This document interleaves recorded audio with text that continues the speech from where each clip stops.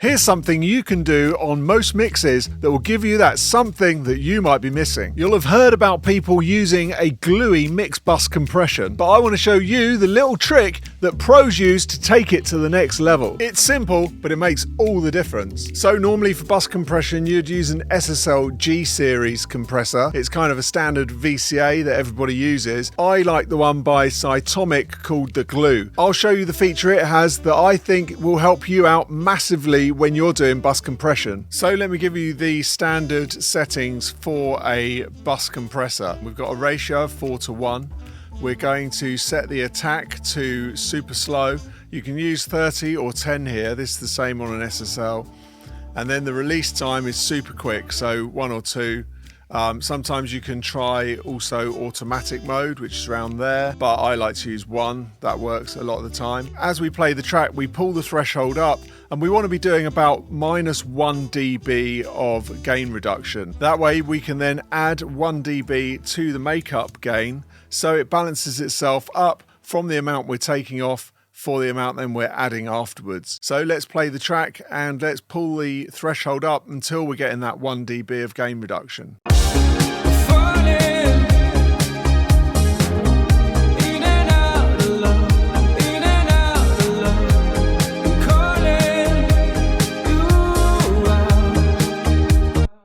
So as you can hear, now we've got it taking 1 dB off. It's making a kind of sucking sound and it doesn't sound very smooth. We want it to be super smooth so it just gels it together so that it just glues the mix. But the problem we have is, as the music is coming into the compressor, it's the kick that's triggering the threshold. That way the kick is taking all of the volume and then the top starts ducking down based on what the kick's doing. So there's a feature on this called the sidechain. Now you may have used sidechains for external sidechains, but this sidechain is an internal sidechain. And what this does, it changes the detection point of the threshold. So for example, if I move this up to say 200, everything under 200 will not hit the threshold first. So to show you this, let me get a Pro Q3 up and set a cutoff point to around 200. And then if I put that in, everything that's above the 200 Hertz is going to affect the threshold of the compressor.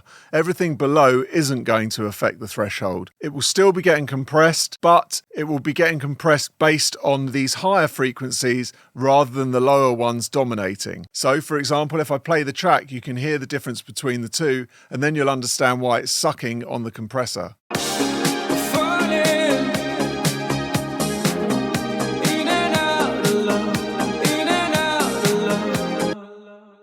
And then if I play it with this on, you'll hear this is the stuff at the moment when I don't have this on that is going to affect the compressor.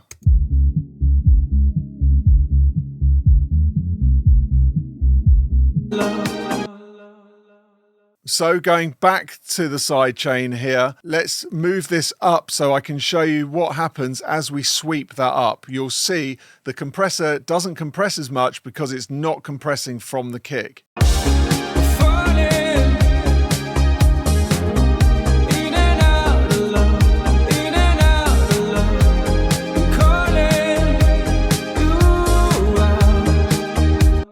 So this means that I can now start bringing the threshold up because I know that I'm not affecting the threshold from the kick because I've cut it off here. So now I can bring that up and start getting a gluier sound.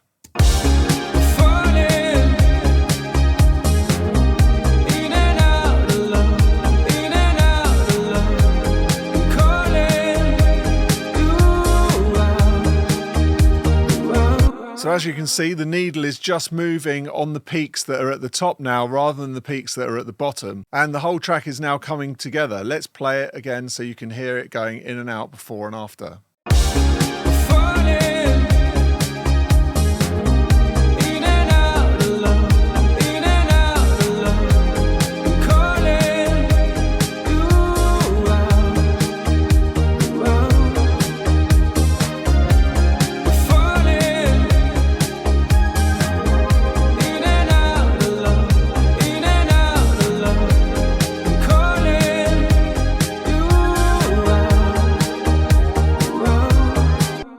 So now that you can hear that we've stopped using the lower frequencies to trigger the threshold, it's just being triggered by everything above 200, and we're getting a much smoother sound. We don't have the ducking anymore, and it is really glued and come together nicely. So if you want to learn more about mixing and mastering, make sure that you go to streaky.com. I've got some new courses on mixing and mastering that will be perfect for any level of engineer. There is a link in the description below. See you there.